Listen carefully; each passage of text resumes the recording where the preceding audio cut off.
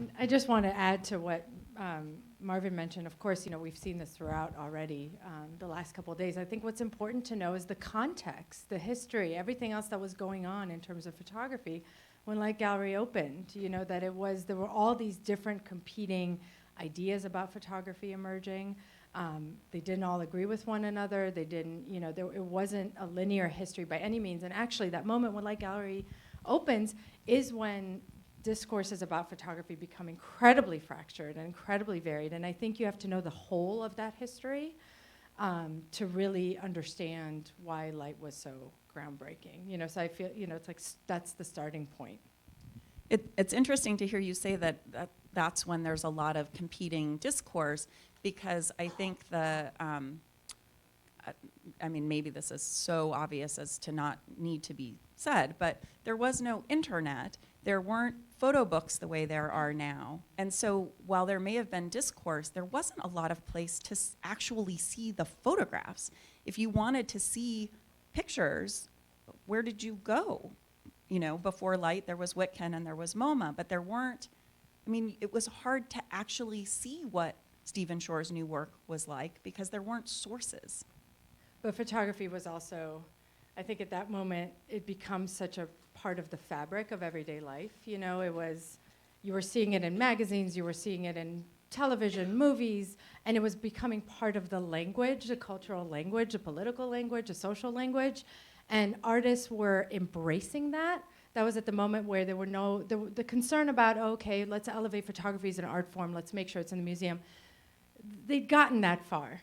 And this was the moment where there was an opportunity to comment on all the impact it was having kind of elsewhere, And so, well, yes, if you weren't in the know about artists like Stephen Shore and all the other great artists we've discussed, I think there was a kind of recognition of the kind of language that they were using and the familiarity with the kinds of, the ideas that they were talking about. And so, and I think that the way, again, that Light Gallery exhibited that spoke to all those things, and the way that they put themselves out in the world, where they were located, how they communicated all of those ideas, kind of welcomed in, a really wide range of audiences to photography.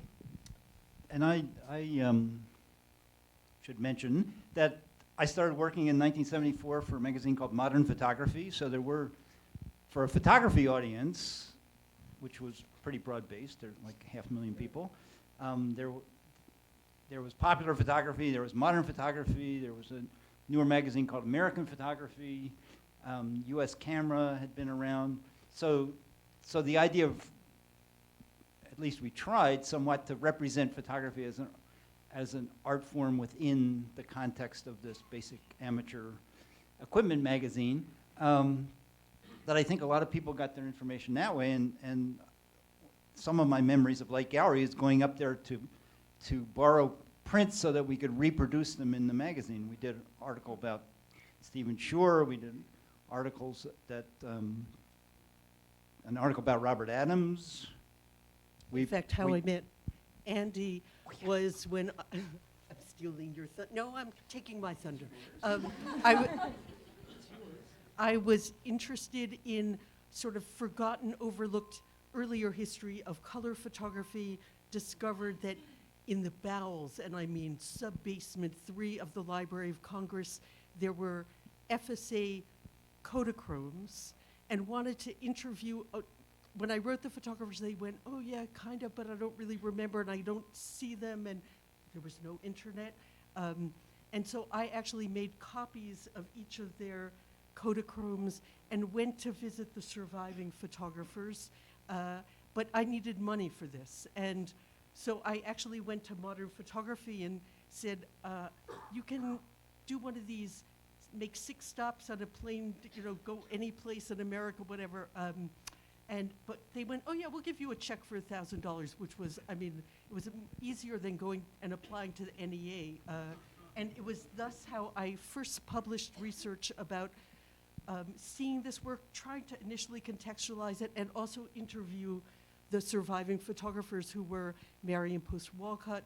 At the time in the 30s, she was Marion Post, Russell Lee, Jack Delano at the time. So, and it was because, and that's how I met Andy. But I also want to say, it wasn't a complete desert in terms of books. The Museum of Modern Art had a fabulous bookstore, and it was really stocked with both, okay, this is going to sound funky, postcards, a very wide range of postcards, beautifully printed, and quite a few books. And I would spend hours at MoMA's bookstore as well as inside the museum. And Harold introduced me to, at this time, is it Grossman?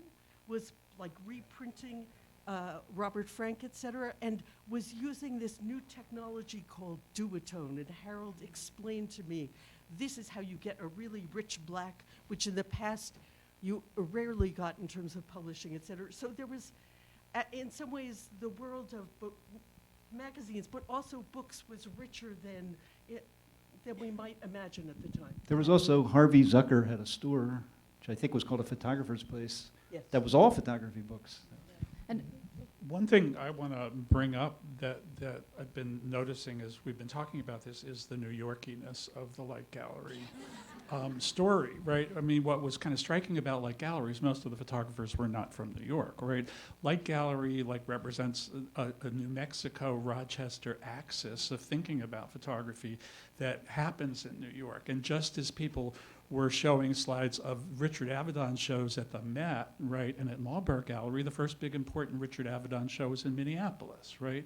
And Susan Spiritus is here, who had a gallery in California at the same time that Light Gallery was happening. So the Light Gallery story is not a sole story. It's like something that's going on. Light is in New York. That's where the media comes from. That's where you have the museum that has the biggest podium to, like, the biggest megaphone to talk about happens, but photography was happening all over the country, and MFA programs were starting to happen all over the country. So that's something to keep in mind, the same way that the kind of demographics of Light Gallery artists represented the thinking of the time, right? And so if in the 13 photographers, there's one woman photographer, everybody else is white photographers, right? It's a moment in time that represents a certain kind of thinking at that time, and I think it's got to be understood as such. Both innovative and part of the zeitgeist of this moment. But I want to thank you for mentioning that there was indeed a flood of books, because what you saw happening at that moment is a lot of photographers realized that books and the printed page was the only way for them to disseminate their work.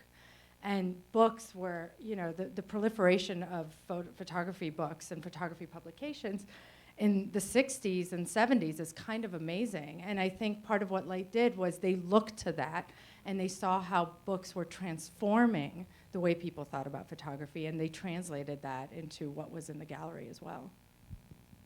Great, thank you. So you are all writers about photography, and so I wonder if we could talk just a minute about what was writing about photography doing for the field then? What is writing about photography doing for the field now? How has it shifted? How does it compare? I'll start it off. I mean, when we talked about reviews at Light Gallery and how few there were, right? There were not a lot of people writing about it. There wasn't much of a discourse about it. People who would come to the gallery wouldn't have the words to talk about pictures, describe their reactions to pictures, think about pictures. So that kind of grows over the decade of the 1970s. I was fascinated that the most seminal writing about photography comes not from the photography world and not from the art photography world, but comes from cultural thinkers, right? When Susan Sontag's On Photography came out in 1977, people in the galleries went nuts because she kind of didn't care about all of that stuff, right? And so there's this whole other way of thinking about photography that starts to arise in the 1970s, like, Camera Lucida Roland Barthes, 1980. So the thinking about photography starts to change, but the reviews, in New York at least, right, there was the Village Voice, then there was the Soho News, and then there was the New York Times. And the writing about photography got more and more adventurous, and then there were people who, wrote catalogs. I mean, Sarkowski was an elegant, terrific writer, right, of what he was interested in and what he wrote about. But I think it changed. It changed, and then artists started writing about photography too, and I think that changed the discourse as well. So it was all an evolving thing. I do want to add the name of my late husband, Alan Sekula, because very early, I never remember the dates of Alan's publication, 70, in terms of the first art forum essay? I thought it was 74, but 74, 75. He was publishing an art forum, and he was raising new, and I was drawn to this given my own political radical past. He was really raising questions of the ways in which photography, its claims to reality, but also its claims to artistic authority, starting with Stieglitz and even earlier, mesh with power and need to be deconstructed in terms of that mesh. And these were really important questions. He actually was in communication with Susan Sontag. So both of them were doing this pretty much at the same time. Yeah. And then by the late 70s, early 80s, we begin to have people of color like Deborah Willis starting to bring other questions, who has directly credited Alan in terms of, yes, if we're going to talk about race, whiteness, and color in photography, we really have to start talking about issues of power and how photography has really been an instrument of power. Alan both wanted to think of it as an instrument of political power and also aesthetic power, as Deborah also did. And Deborah was just one of the earliest to do this. And to begin to greatly broaden our perspective. And then with the book that she collected and edited of not just hers, but other writings, Picturing Us, about a chorus, but a very divergent and wonderfully divergent chorus of voices from minority perspectives about what did photography mean to us, and how were we represented, and what were some of the color issues in terms of color consciousness and color hierarchies, et cetera, that emerged in the representation of difference in photography. And also feminist voices, but I'll shut up. Yeah, please.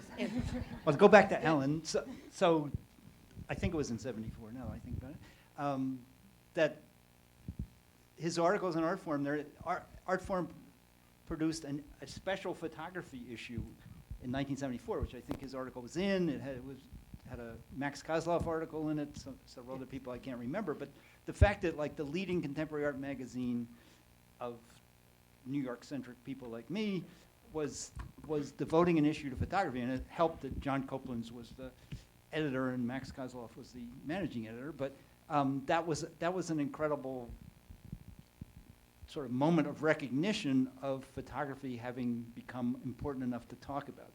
So it wasn't like it, I mean, in Light's lifetime, there was not a desert of critical thinking about photography. There was this efflorescence of thinking about photography. And then once French thinkers started getting translated into English, so Baudrillard, Benjamin, Foucault, all those people, and then they get translated through October magazine, then photography, that's when photography becomes the topic of conversation, either as oppositionally, if you're Julian Schnabel, or interestingly, if you're October and a postmodernist artist, to oversimplify. So do our audience members have comments or questions that they would like to raise for the panel? Fern has a question, and then there's somebody here. Yeah, what interested me is that I had this dual function. I was at Life and at Light. Now, Life closed in '72, and Look had already closed. So the big picture magazines were going, and that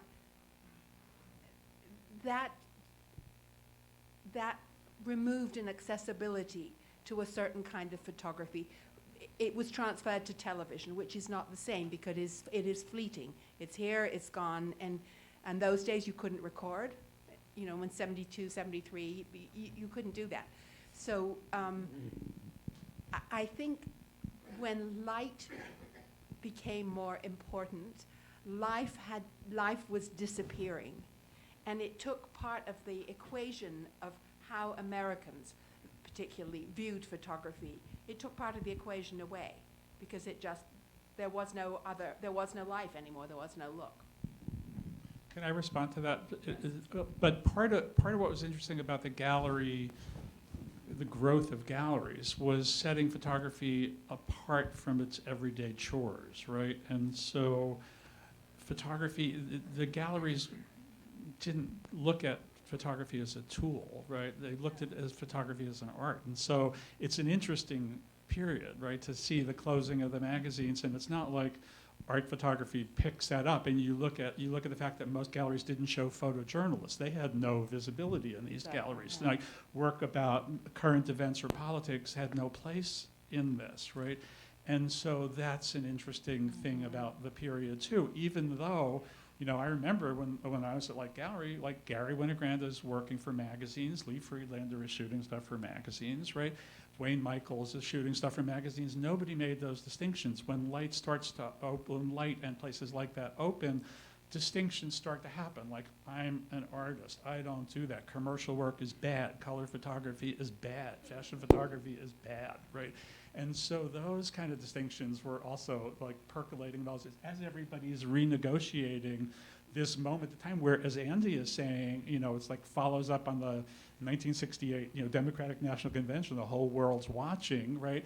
Everybody's walking around with Pentax cameras and Canon cameras. Everybody's taking pictures. But how photography functions in culture gets pushed aside. The Museum of Modern Art pushes aside those kind of issues, which they always dealt with, you know, and museums around the country did too. So the focus all of a sudden became like photography is art with a capital A. So it's a really interesting period for that. Yeah. And thank you so much for bringing up photojournalism, because I think it's so important to think about that, especially at this moment with life closing. Because at that particular moment, as you just said, photojournalism wasn't even talked about by, you know, art institutions, and it was fairly recently that it began being fully accepted.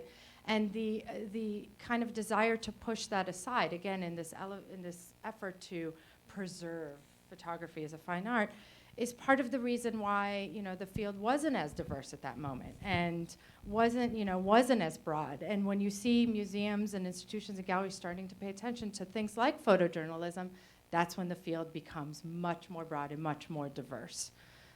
So that's, you know, that's a really, this history of photojournalism is super, super important to the field.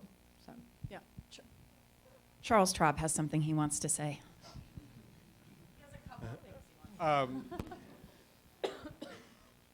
One of the things that I found remarkable is we haven't mentioned the Society of Photographic Education. It was somebody mentioned it last night, but that's where most of us who are over 60 met each other. And that was a place where actually photographs were looked at more than talked about. And people shared work, and we all got to know each other. We all got to see what people were doing all over the country. And that group, for good and bad, formed the academic world of photography. Chicago was a nexus that had, I think, 5 schools teaching photography in the 70s. And we were teaching photojournalism as part of a bigger curriculum. And that energy spread out and started nurturing writers and historians and so on and so forth. And I think it's very important, because I think a lot of us wouldn't be here if that hadn't happened. Now, that organization has its faults, but in those days it was quite remarkably a place to come together. And I frankly met Tennyson at a Silomar at an SPE event in, I don't know, somewhere in the early 70s, and Harold. And I remember him coming in this beautiful blue blazer and thinking, wow, photography really has risen in somebody like that's here. Don't forget Strand Bookstore. Yeah. We're gonna do a question here, and then I'm gonna get Eileen, and I'm gonna get Anne, and I'm gonna get Donna. Thank you to all the presenters for talking about how the art world, and in this context, the photography world, played out geographically in different parts of Manhattan. I'm curious about Light and just the practicalities or the philosophy behind keeping it on the Upper East Side and then 57th Street, particularly at a time when there was clearly a downtown pool in many spots in Soho and elsewhere. Was that a topic of discussion? Was it based on rent? Were there? Do you want to? Fern, do you want to answer that? I'm not quite sure about that. I think the scale of galleries downtown in Soho was so much bigger than the scale of what we were used to at 1018 Madison Avenue, that when we needed a bigger space, which we clearly did, I'm sure whoever was doing that went down and looked, but I have a feeling that a question of scale was really what tipped the balance. Because we had a big space at 724 Fifth Avenue, and we could show bigger photographs because photographs were getting bigger, but it didn't have those huge walls that the Soho galleries had. I might sound a little shaky since I'm on the verge of getting frostbite here, so I'm just I'm sorry.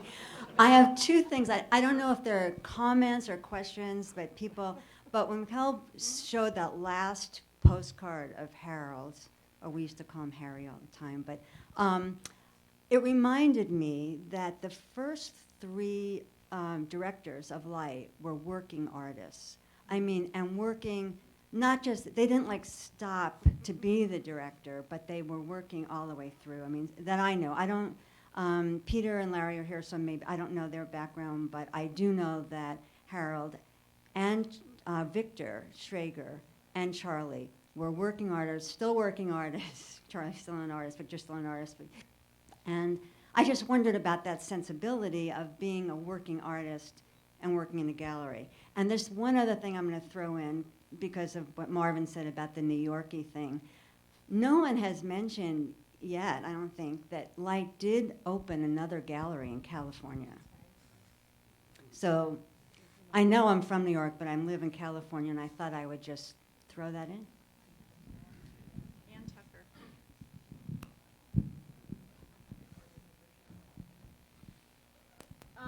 I feel like I have to mention Creative Camera and Camera Magazine out of Switzerland, because we were looking at that. They were incredibly important, and because there was an American, Alan Porter, who had studied at Philadelphia College of Art, and as the editor then, he was very generous to American photographers, and there are American photographers who really were introduced to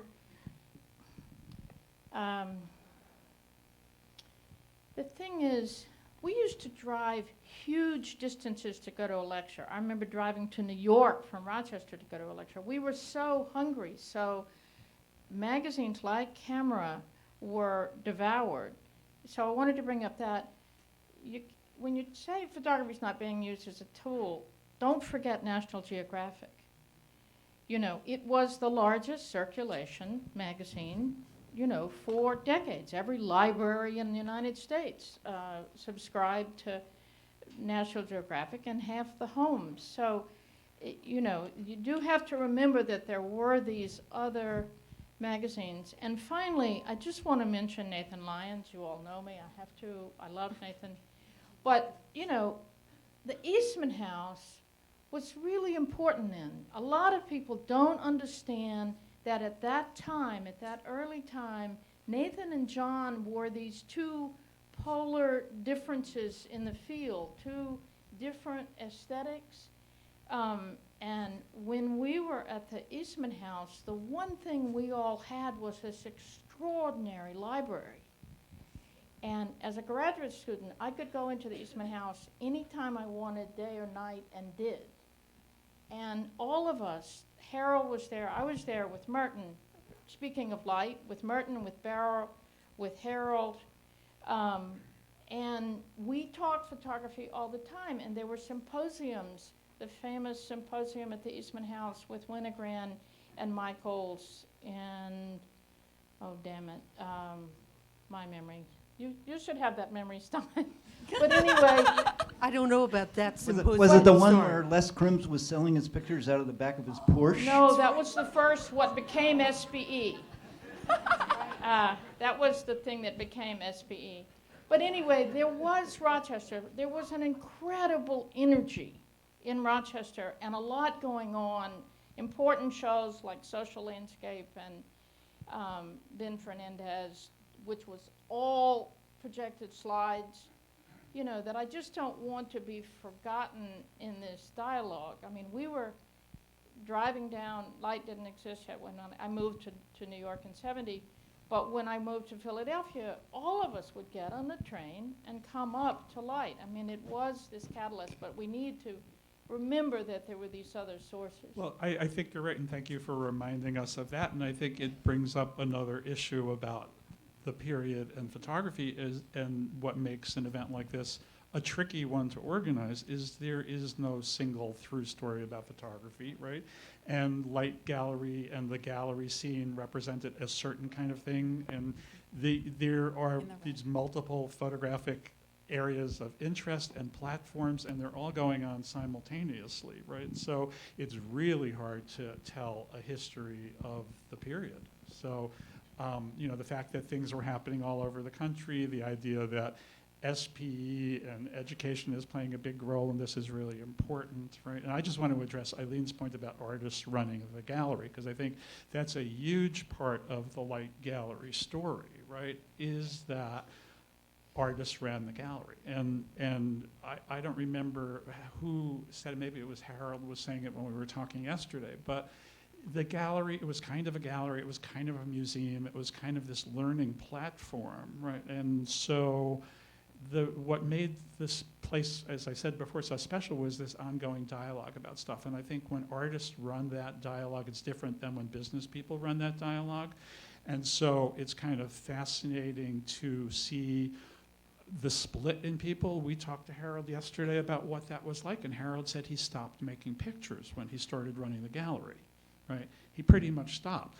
I was an artist making art. When I worked at Light Gallery, I'd work at the gallery till 6 o'clock. I'd go home, you know, eat some food and like paint until 3 in the morning and go back to the gallery the next day. And I did it until I worked at Castelli, when I got to a point where I realized that what was more interesting to me was putting pictures on a wall and starting conversations than making art myself, right?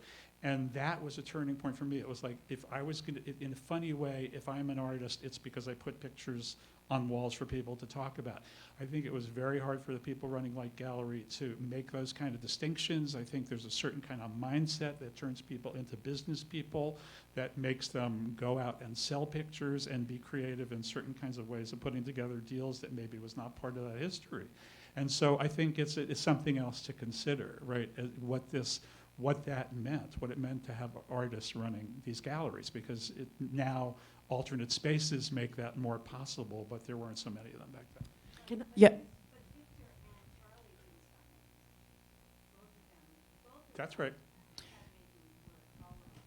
Well, and additionally, you were asking, both Larry and Peter were both trained as photographers as well. So we're going to come to you, Peter. We're going to come to you, Donna. But you don't have a microphone, and I do.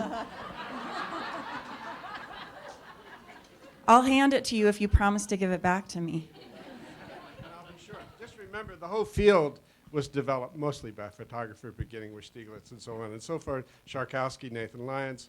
I mean, and Tucker, right? Everybody, started that way almost. Well, and to that point, I want to address, I mean, lots of people are getting at it, that these are histories that are not yet written. So, when Anne brings up that we need to talk about Rochester and Nathan, or, we need to talk about SPE, I have to tell you, doing research for this exhibition, it was remarkable what there wasn't available to us as we began to put it together. And so I think what we're beginning to see is a revival of interest in this decade, but there's so much work to do just to get good definitions of what the institutions were and what their basic histories were and what the facts of those institutions were. And then there's all the interpretive work, and not that those things have to come one after the other, but there's still a lot of work to do on this period, and a lot to fill in and networks to explore. So here, and then we'll come to you, Peter. Hi, this has been such an interesting discussion, and I wanted to circle back a bit to photojournalism, in part because in my early scholarship, one of the things that I was really interested in was the ways in which different worlds of photography were developing, and then the ways in which those boundaries were becoming porous as things proceeded. And I taught for many, many years at the University of Minnesota in the School of Journalism and Mass Communication, and I was kind of a fraudulent instructor of photojournalism because I had never worked as a photojournalist, but it's a long story. But in 1985, there was a show at the Walker Art Center curated by Adam Weinberg called The New Color Photojournalism. And it was a really interesting show, in part because what Adam did in the catalog essay was to sort of reframe photojournalism in the language of the fine art world and of fine art photography. And it was a really, to my mind at least, it was kind of an awkward fit. And we see lots of border crossings between different, again, worlds of photography. And I'm just wondering, for all of you who write about photography, your thoughts about the ways in which those languages do or do not make sense when talking about different kinds of objects. I think you're talking about history that could well be located in the International Center of Photography, and Cornell Kappa starting ICP, what, 74? And I know that the reason he started ICP was that he felt that his kind of photography was being ignored.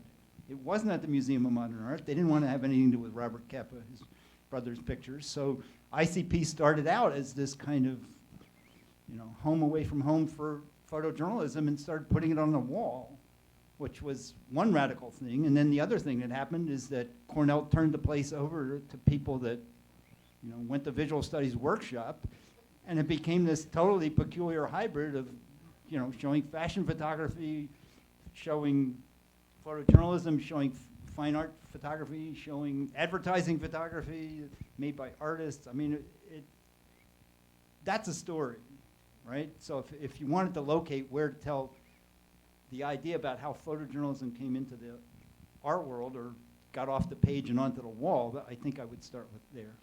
But your question raises something, the whole issue of visual literacy and how we talk about photography, that I think is a really important thing to bring up. Because I think I mentioned earlier that people felt they didn't have the language to talk about photographs. But if you look at the role that photographic images play in culture, and you look at the places where people might talk about that, there's not that many places where it happens, right? And so that's something that, and I'm amazed that we're still not at that place, right?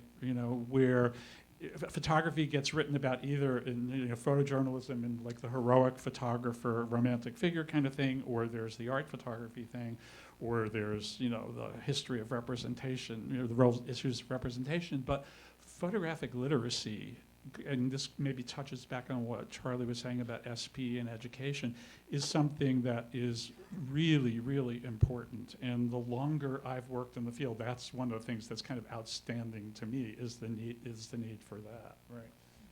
But if I can intervene for a second, along with photographic literacy, we also have to talk about photographic and career economics.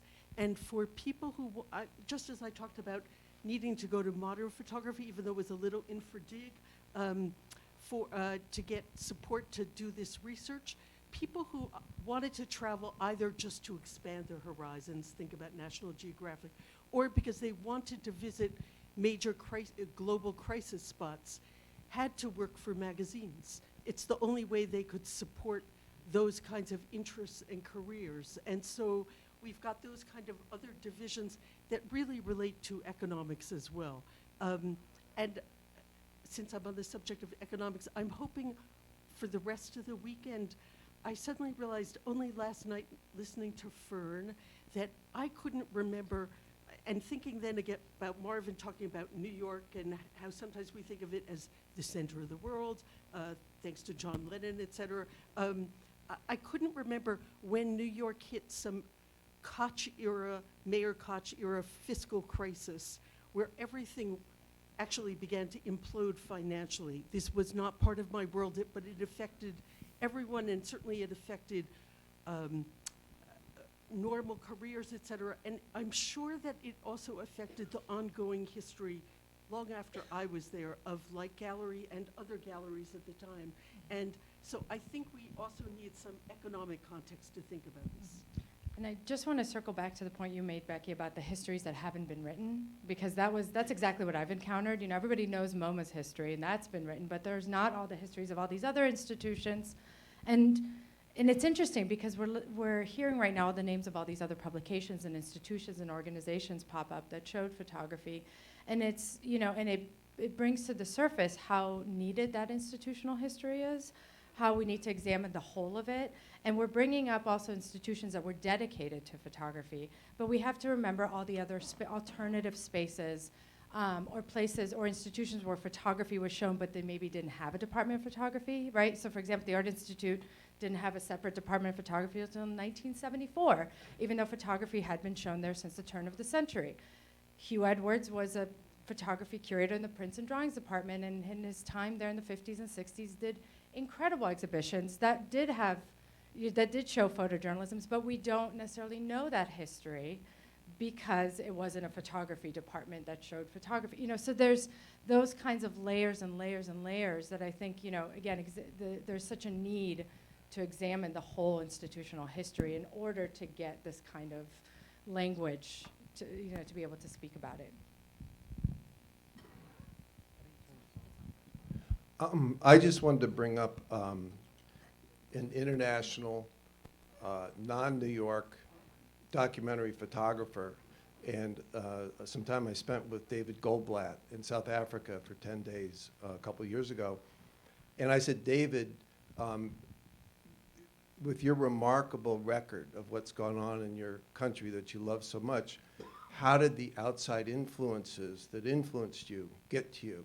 And he named all of the publications and books and publishers that you guys are all talking about.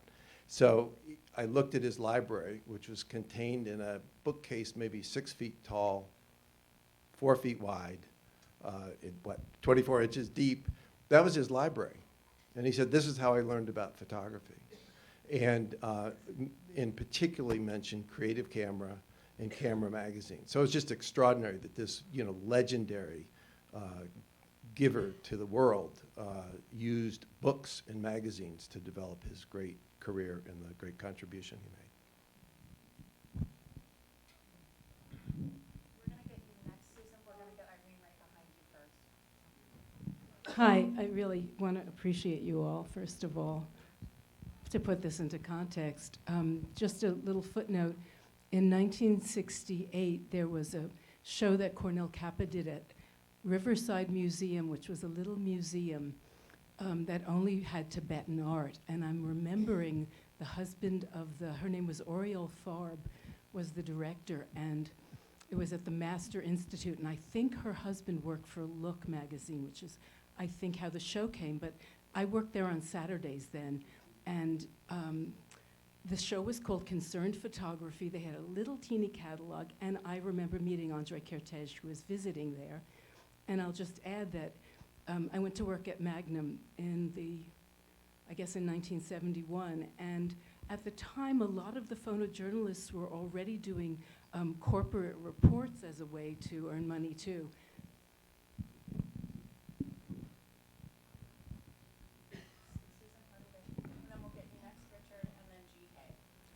Yeah, I just wanted to point something out. A lot of us came to age in the 60s. I myself was an anti-war hippie. And that's how we approached the 70s. But we knew a lot of us were really young that worked at the gallery, really young, compared to the people who we were going to have to talk to and deal with. And even though Tennyson and Fern were young, they were a little bit older than us. And so just keep in mind that that classic presentation was to appeal to people who were older than we were. And so I had long lost my hippie garb.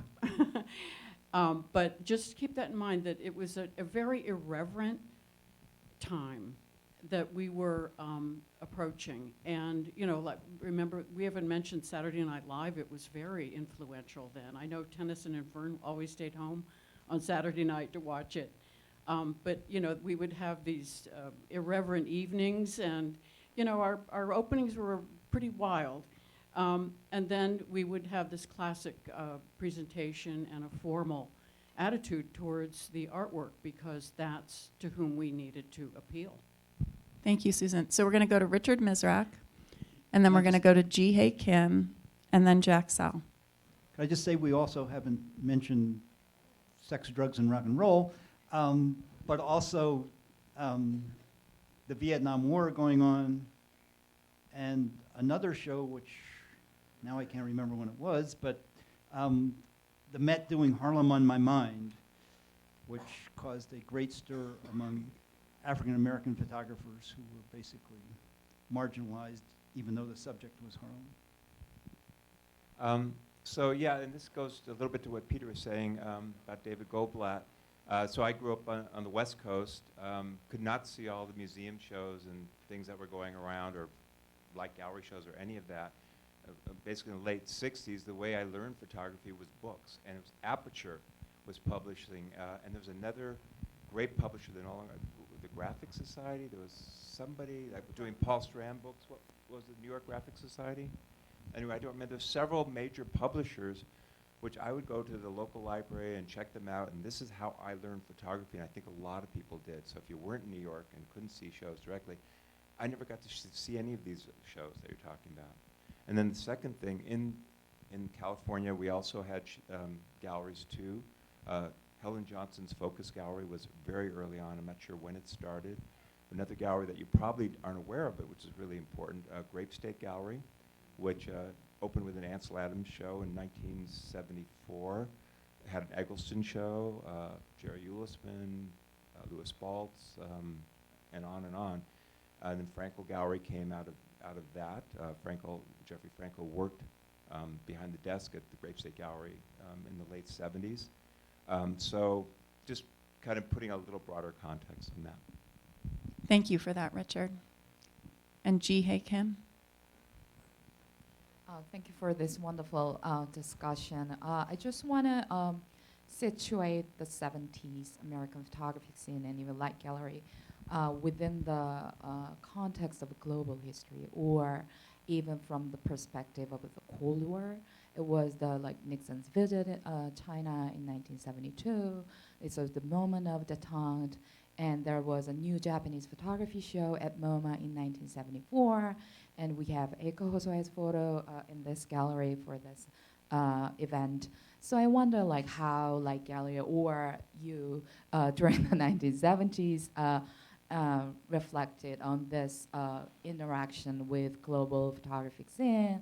I mean, especially Life magazine, Popular Photography, U.S. Camera. These American photojournalists had great impact on the Japanese and Korean and other Asian photographic scene from the 1950s throughout 1970s, and the United States Information Services were really, really active to introduce American cultural scene through photo exhibition like The Family of Man, 19 Cities in Japan, and also Seoul, Korea in 1957, and also those local photographers were really avid to get exhibition catalogs of like social landscape exhibition, and so I wonder how what memory you have about this all global interaction with American cultural hegemony or American photographic scene at the time. As it happens, the first show I can ever remember reviewing was New Japanese Photography at MoMA. But I don't think Asian photography played as big a role in people's consciousness as it should have at the time. But there were Eiko Hosoe was being shown, Iko Narahara, I think, showed it late.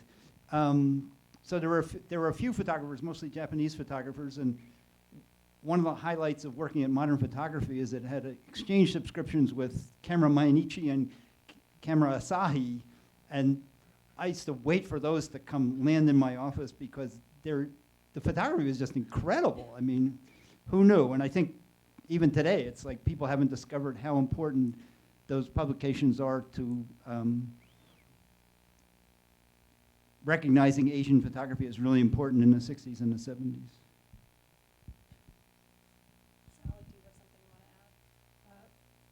think there's still so much work about reciprocal influences and communications.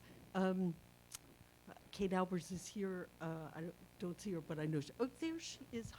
Hi.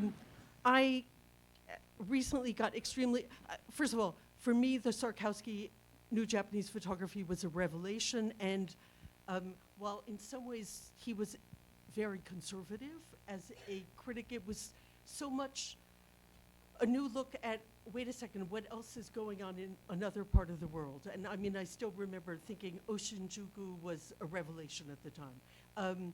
And it was also the first time I saw the work of actually a Japanese immigrant, Ken O'Hara's work. Ultimately, I did an exhibition of his work once I realized, wait a second, he's living in Glendale and I'm living in Los Angeles. And we did an exhibition which we never succeeded in traveling in the US, but actually traveled in Germany.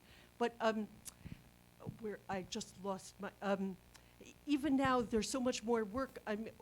Kate and I are part of a Ed Ruscha Streets of Los Angeles internal workshop at the Getty, though it involves other scholars, and suddenly I came across Kimura Konishi's Ginza, which other photographers have recognized and gone, wait a second, this was in the 50s, and it seems to be the model for Ruscha's Sunset Strip, but I've not been able to track down when Ruscha may have encountered it. He says, oh, I only saw it afterwards. It is a fold-out accordion book 10 years before he made his one fold-out accordion. So there's obviously ways that artists are seeing things and sometimes claiming them as their own invention when they've borrowed from other people. Of course, we all regret the passing of John Baldessari, but I remember when my late husband went, wait a second, there's a German photographer who was doing these circles on photographs, and I'm not remembering his name right now, that Baldessari must have seen before he, in fact, adopted this as one of his signature modes in the late 70s and 80s. Mm-hmm. So I think we are, just as now I look back and think there's an insular character of light, of course. I think all of us in the US, even as some of us were ardently protesting the war in Southeast Asia, were of course very insulated as the most powerful country, part of the most powerful country in the world, and still are. And I think, you know, to the point that was made earlier by Peter about books making it across, you know, I think we're still learning a lot about what were the objects or the modes of communication that brought this kind of work across the seas. So, you know, so Asia is one, Africa, Latin America, you know, there's clearly so much connective tissue between them. And I think right now we're just starting to scratch the surface. So it's not just exhibitions, it's not just a market, it's all these other ways in which these images circulated. And obviously, yes, there's still so much work to be done about. And books and magazines are so important as modes of communication that are easier than traveling shows, et cetera. Right, exactly. So we're nearing the end of the session this morning, so I'm just wanting to apologize to those of you we may not get to. We're going to hear from Jack Saul, and I see like 5 more hands up, so we'll do what we can. But we want to give you time for lunch as well. So in order to bring it back to Light Gallery, and this was mentioned before, I think Light was a unique model for trying to bring photography into the classical model of art gallery and culture elitism in New York, in the positive sense of elitism, in presenting photography externally as if it was already a member of collectible, scarce, rare objects that were the desire of collectors and institutions. Wonderfully, internally, Light was a different world where the lunatics were in charge of the asylum. That even towards the end, my participation at Light is in the 80s, Tennyson was still, and Fern, looking and reaching out to artists and photographers for not only advice, but leadership within the gallery for what would be possible, even if it was in a way, counterproductive to success on the economic side. So this aspect of a kind of wonderful schizophrenia, I think, is one of the reasons why, for instance, the uptown, downtown discourse didn't happen, because light would never go downtown at that point, because we wanted to be part of the uptown culture. Even though a lot of the downtown ideas through photography, through educational aspects of photography, enter directly into the culture of the gallery internally. I know. Okay, Martha Casanave can have the last word. She's behind you there, Audrey. I don't think we should leave without bringing up the issue of gender. When Charles brought up SPE, I thought of gender because gender became a big issue with in SPE. So at Light Gallery, you folks, did you address that issue very much, or were there just not that many working women photographers at that time? There were tons. I could speak to that. That wasn't the problem.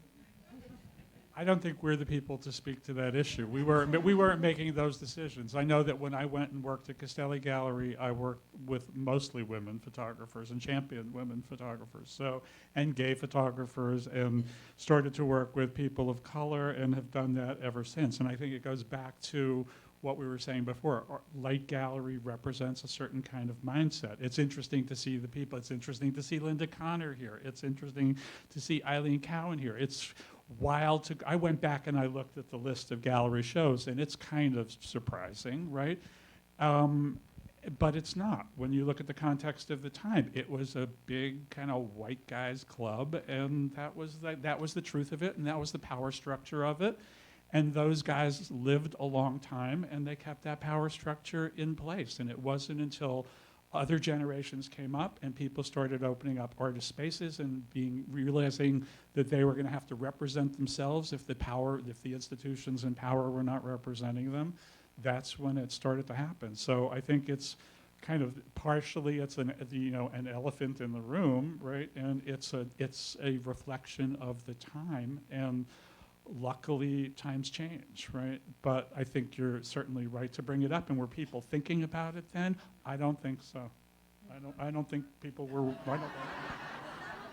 Right. Yeah. Some people. I beg to disagree with that. I beg to disagree with that a bit, because I thought about, I'm a woman, and I thought about the position of women at Light Gallery, and there certainly weren't very many. And I mean, we represented B. Nettles, and it became a huge issue because people were confused because B's works were not in frames. They hung, they flopped, they flew. They were difficult to present, and they were difficult for collectors to absorb because you couldn't just hang them on a wall. I mean, I have a B. Nettles at home, and I haven't been able to hang it in a really long time because I don't have a suitable space, because she's floating, and she's the goddess B. She's the goddess of Newt, representing night, and she has to be hung in a special way, and I don't have anywhere to hang her. But we did have Linda. And in my apartment, we have a circular staircase, Alfred and I, and we have Linda's trees seen from below, hanging on a curved wall as you go up the stairs, and the trees blow in the breeze, and it is an amazing piece to have. And we did show Nancy Rexroth. So we tried. We did try. Yeah, I mean, I think it goes back to the thinking in the period and the mindset of the period. I'm not saying that there were no women photographers showing, but it was few. Yesterday's presentations, Britt's presentation, looking at the pictures generation, where you realize the gender issues almost kind of flip, right? By the 80s, half of the people in that movement, or more of them, are women. So, You know, I think these are issues that we're just, as you're saying, we're just starting to talk about this stuff now, and I think.